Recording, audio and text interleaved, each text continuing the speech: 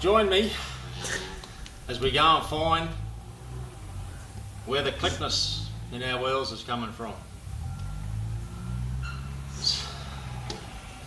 You can do it pushing the wheel backwards and forwards like so. It sounds more on the left side of the bike than your brake caliper side of the bike. So I'll rip the axle out, pull the wheel out, and we'll go searching. First thing we notice, is how easy the axle came out of the wheel. That was the first thing that got me. Now I have a spare axle here, and this one goes in a lot firmer than mine. You've almost got to work it out. Now that's the replacement axle I have, and this is mine. Now we did a thing last weekend on it, wheel, but I've decided to scrap that video because I wasn't real happy with it. So everything in here will have fresh grease on it, but it doesn't really matter. First thing we're seeing when we pull my axle out is the amount of smooth. We have lines that you can feel. You can actually feel that line. And there's another line here where your spacers run. I made the mistake of having this one chromed when I redid the bike, so I don't know whether that has something to do with it, whether he's had to grind it down that little bit to put the coating of chrome on it, whether that's made any difference or not. Whereas this like mine's done the best part of 200,000+ kilometres.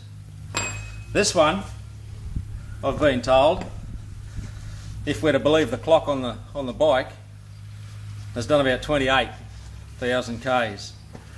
So there's none of this pitting, none of electrolysis. You've tiny wear marks, whereas they're not wear marks, they're just discolorations where. But the second axle is a far better axle than mine. So I'll drop that back in there.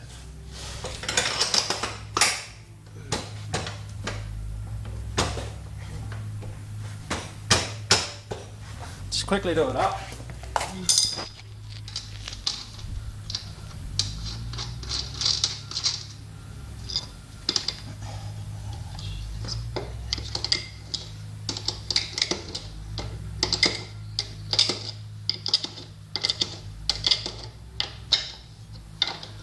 What I'm doing, I'm just going to go through and eliminate bits and pieces one by one primarily. So we just put a couple of pound on there. We'll give it another shot. Righto. So we can eliminate the axle out of it. It's obviously not the axle. Pause. Alright. So the next thing, take the wheel out.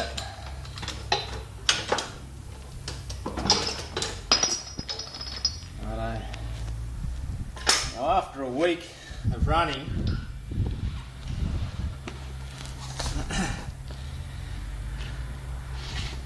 you can already see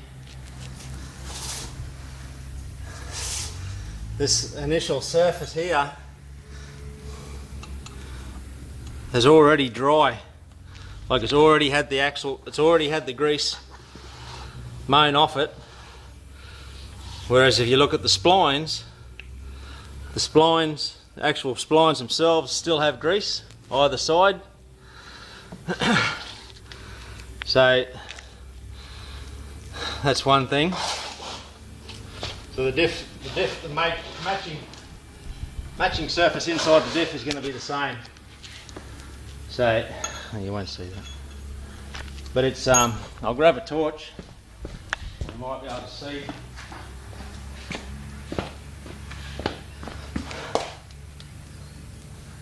Yeah, you can't really see. It's got the grease slid over the top of it again. But anyway, so I have a spare wheel.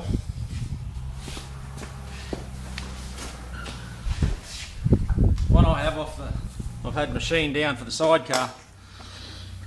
Just took all the outer bead off, down the spokes until we could get a 15-inch VW car rim over it. And I was turning mine over, looking at it, working out what can click and what can move. So we discounted the brake disc. That's got nothing to do with the actual wheel or your axle or anything like that. If I read the UK site right, they're saying over there that the steel insert is moving on the cast outer of the actual wheel. But if we turn it over, which is where we're going here now, this wheel here clicks twice as bad as that one there. So during the week while I've been up and down the road, I've just been thinking, why don't we take the cush drive off?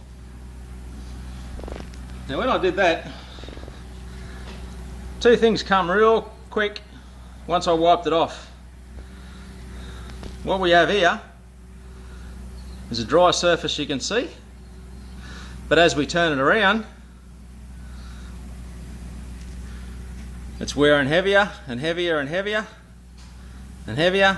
It's gone through your whatever the silver coating on the top is, and it's gone through that, and it almost looks like a wear mark runs this way. It's not running in a straight line, and then it disappears just back to ordinary dry steel. So it kind of got me to thinking that maybe it's the cush drive sliding on this sleeve here somehow. So maybe it's this surface here, this large flat area, clicking on the actual wheel. Now why? I'm not exactly 100% sure. Well, I do know. When you do the axle up, all your weight when you do your axle up is transferred through your bolt, through the end of the wheel, through your diff to the outside. But your cush drive is still mounted free from your axle. So what I'll do is I'll drop this wheel in the bike without the cush drive on and see what happens. So put her in. All we can do, and there ain't no click going on. No click at all. And man, this was twice as bad as mine. Alright, what I'll do, take this one out, I'll pull my cush drive off my good wheel, do the exercise again, see where we end up. Alright, brake discs off first.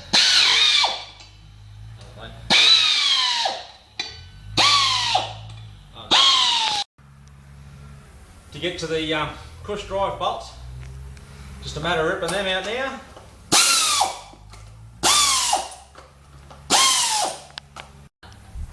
Couple of quick taps. We'll see it just about off. Yeah, right. There you go. Now, what do we see? What do we see? Not a lot. A minute. Nothing out of the ordinary. A squashed O-ring there, pretty sad. Dry surfaces maybe.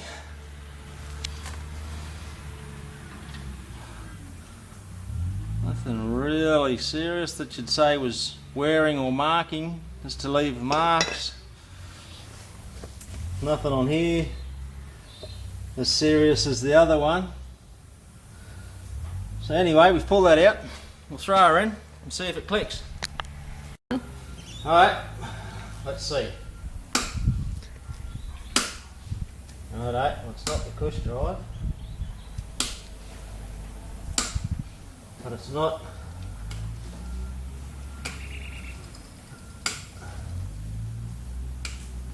You can feel something. You can feel something sliding.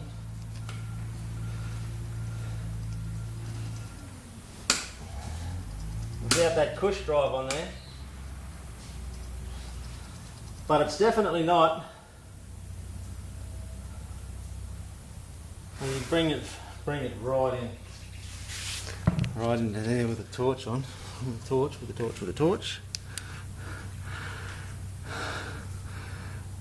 Now I'm not saying, well, I'm not an engineer, but if that was moving on that, you wouldn't have that, well, I wouldn't think, you'd have that unjoined rust to the aluminium right in that very corner.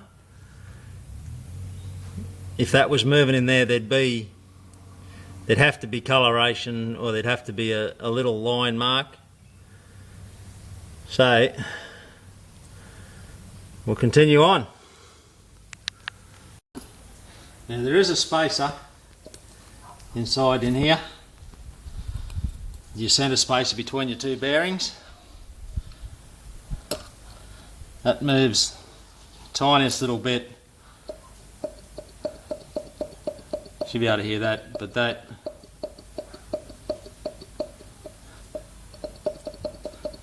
won't be the noise, because when you do your put your bolt in, put your axle in, screw it through, I'm fairly certain all of that, well there you go, that'll be your wear up, put your axle in, do everything up, it pushes that extra in, and then your inside spacer doesn't move then.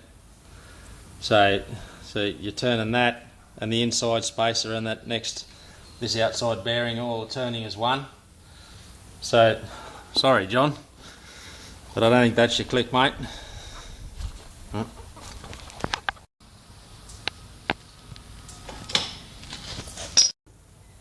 So for the sake of the exercise, I thought I'll throw the cush drive back in the outfit wheel, then see what happens.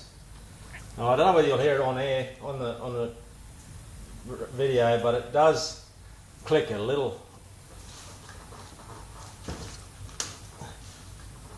A little bit.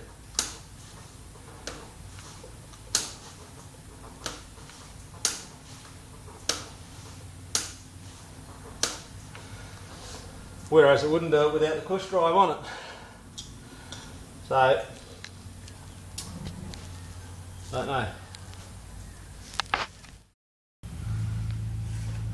Just been up, shot back up at the house, throw the nose bag on and knock the top off one. Sitting there watching the video with the cush drive on, this wheel clicks. So I've removed the cush drive again. Watch what happens.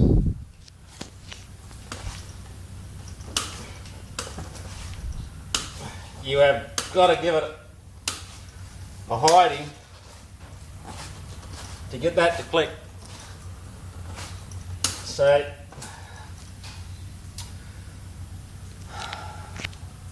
we're wearing it down. Obviously, a small part of the click is in the cush drive, because that doesn't click at all now. And with that cush drive on, it does. So with this one, drive cush out or on,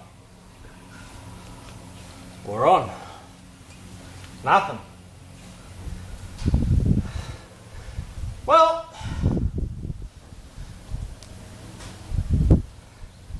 I have found our click, boys, without a word of a lie. Well, at the minute, I can't get that to click for loving the money. So, here's a warning.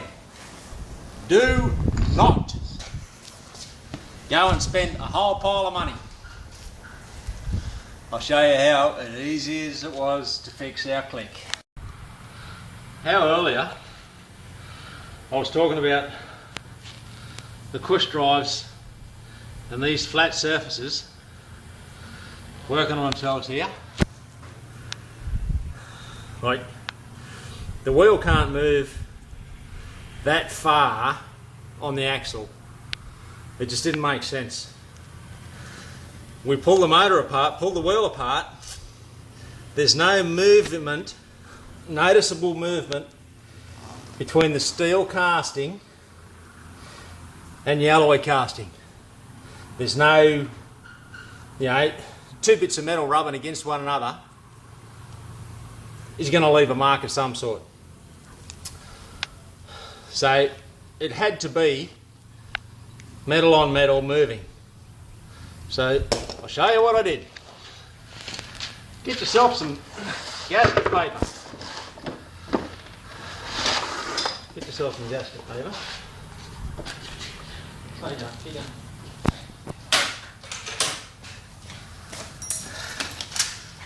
Some form of drawing a circle. Can't remember what they call them. Instead of them, you want to measure the distance from this side to that side. Turns out to be 72 millimetres. So what we'll do is we'll bring this in. Half of that is 36.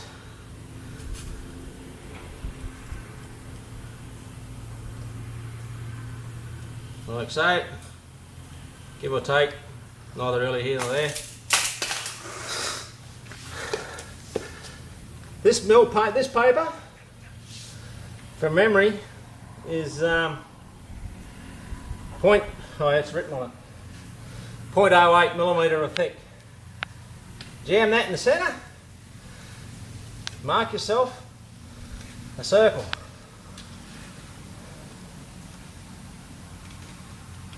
Just like so. Cut that out. See if it works this way. As rough as you like, or as particular as you like. Bob's your uncle.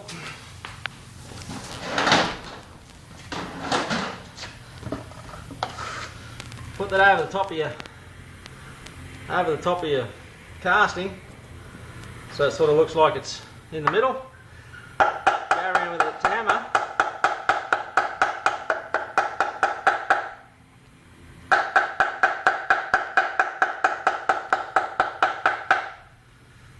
Till you cut the centre out of it. Drop that over there. Like so. Push it down with something. Screwdriver even, so it gets down on the centre.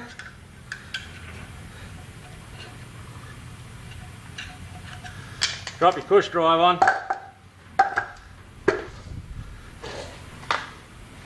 Jam on your wheel. Bob's your uncle. I cannot believe I've been running with this machine for so long with that click on it. And a simple solution is a piece of gasket paper between two metal surfaces. Now, to go with that, not exactly sure how long that'll last. So, there's nothing to stop you getting maybe some thin nylon sheeting, breadboard plastic, or the likes, and making a thin film of that type of thing. But there you go. Just double flick it. The other thing I did was going on about on the Australian 11 site. We've been talking about this the last few nights. well, nights when I've been home. They're talking about the age of the wheels. The outfit wheel is 30-year-old.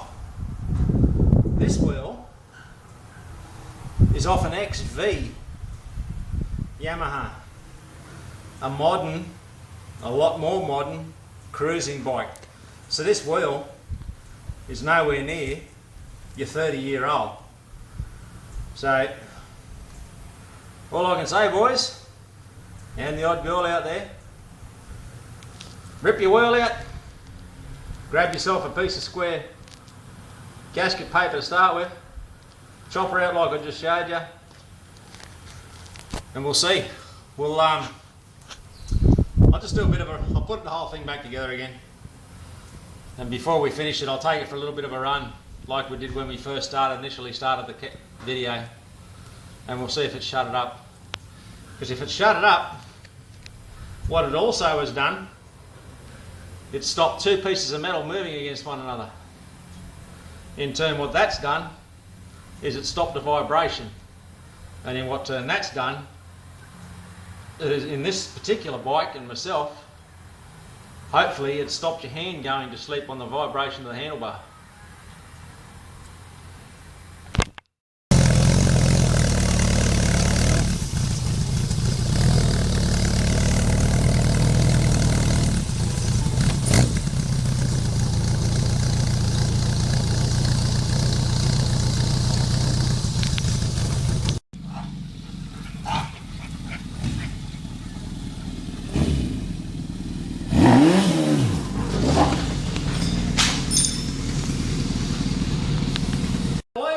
It.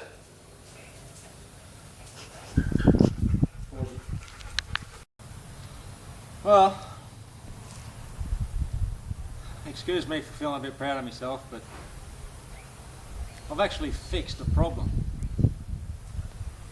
It's developed, it's annoyed the crap out of quite a few people for quite a while, me included. We've gone through and eliminated a whole lot of stuff. Finally come down to the problem, found a quick solution for it. How long the paper lasts, who'd know. But if that's all that's necessary to take rid of a vibration, I'm a happy man. Just took it for a slip out the highway. No vibration. It's as smooth as the day we bought them. Well, some of you guys bought them. I've had this one for 17 years. It's as smooth as then, so yep, have a go at it, and hopefully, like mine, it'll fix yours. Well, we've watched the video a couple of times and I've been sitting, there is something wrong. These bikes have a way of lifting you up and then turning you over and dropping you like a hot rock and sitting on you. There's been something wrong, alright. In here, there's an O-ring, runs around there, and there's supposed to be an O-ring that sits in there. So you don't need the paper. Take the back wheel down to a bearing supply shop and buy 2 O-rings. That's all it takes, and that's what's wrong. The O-rings are worn out and they're not keeping the metal off the metal.